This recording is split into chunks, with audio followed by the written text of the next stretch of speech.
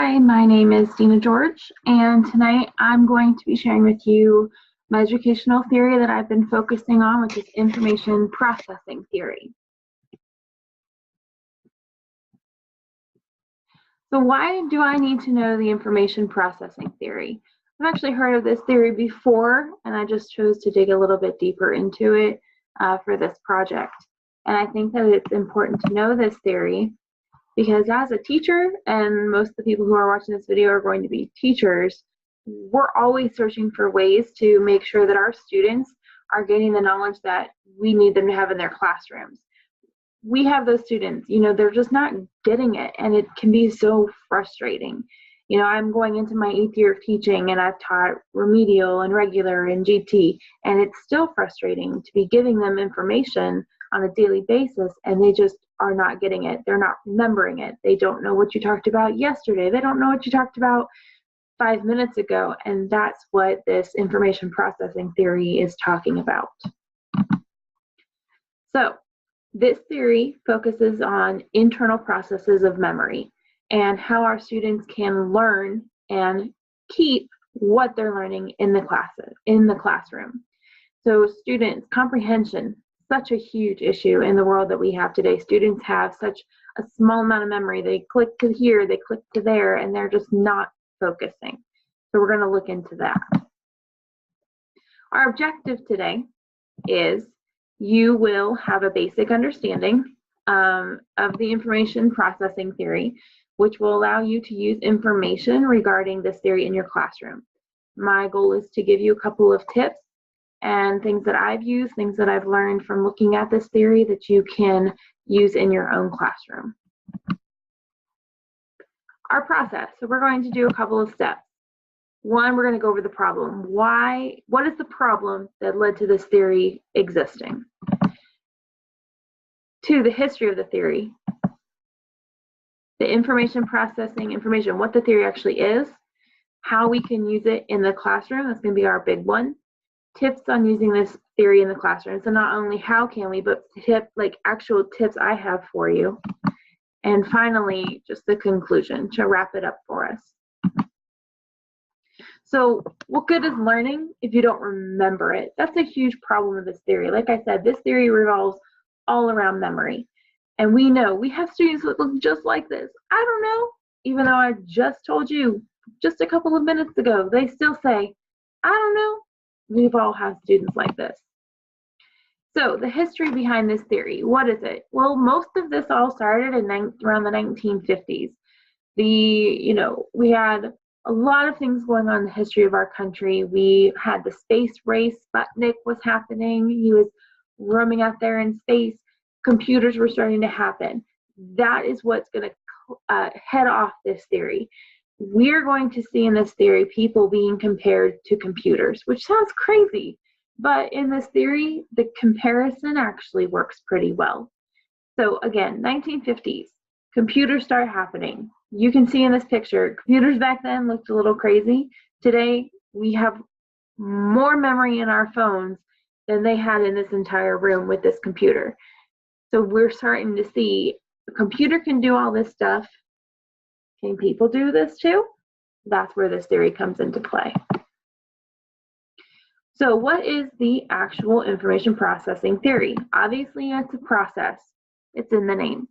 So we start with the stimuli. Students, adults, we all receive information from outside of our brains. I'm looking at something, I'm gaining something from that information. It's our sensory. We see it, we hear it, we touch, we taste, our senses. All those things that we know. And sometimes we forget it. I know that things happen and I forget them almost instant, and I'm an adult. It happens a lot more with students. They can gain a lot of things really quickly, but if they're not consistently going back to that information, they're losing it quickly, which is what we're seeing right here. They have the sensory, but then they lose it. They're not getting that attention to that detail. So then we move into working memory. This is where our students, maybe we're sitting in math class and we've introduced the concept, therefore it's a sensory memory. But now we want them to work with the concept. So we have them sitting, doing problems, a couple like rote problems. 5 times 5 is 25. I don't do math. I'm not a good math teacher. But 5 times 5 is 25. They're doing those problems. But we all know that they might have it for a little bit of time, but it's not that long-term memory that we need them to have, which is a problem. Because I know as a teacher that I might teach my students a concept at the beginning of the year, but by the time the state test rolls around, they've forgotten that information from the beginning of the year. So this process is trying to combine what we already know and how we can get our students to where we need them to be. So we have in that middle step, working on the problem, working on the thing that they've just learned. It becomes a working memory. They might lose some of it, but hopefully at this point, they're not losing all of it. What we want our students to be at is we want them to be at this long-term memory. They've already practiced it.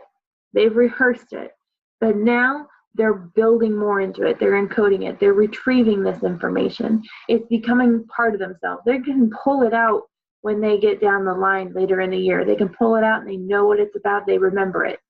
We have to get our students to this point in the information processing theory. So how can we use this theory in the classroom? Number one, you have to know your students.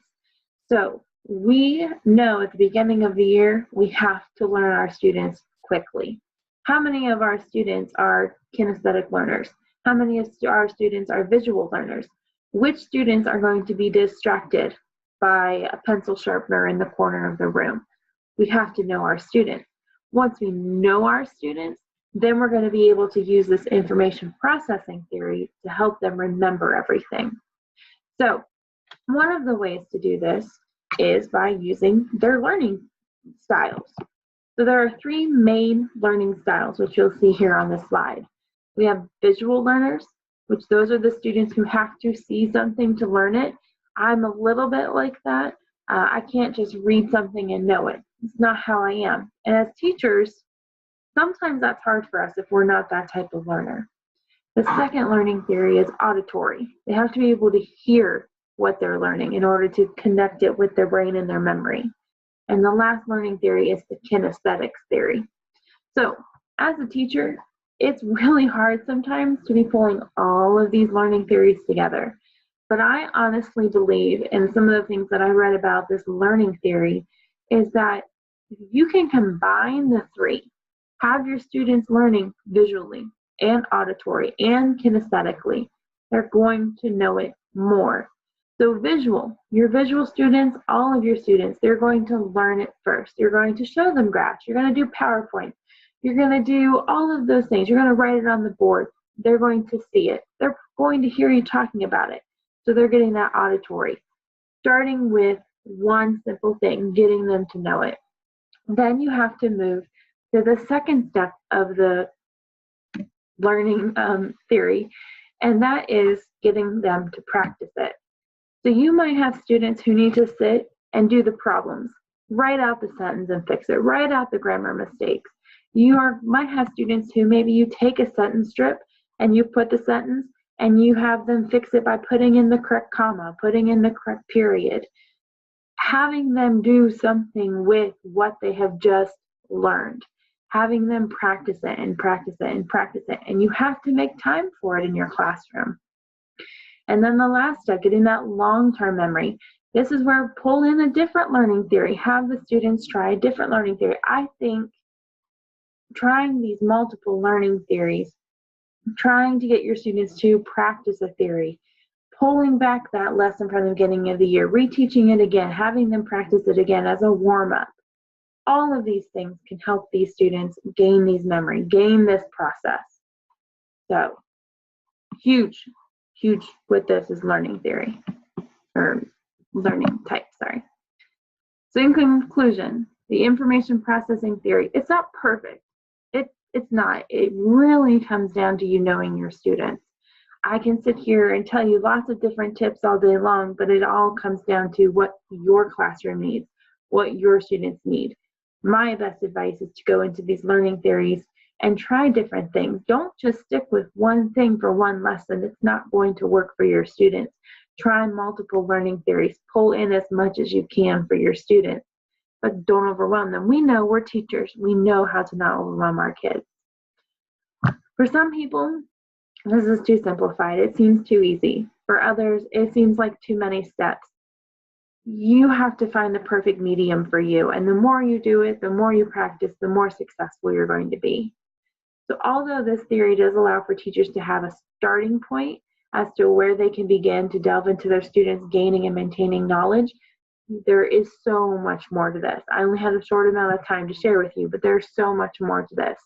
So I advise you, really go out there, learn about the theory, learn about the learning styles and how to incorporate them. That's my best advice.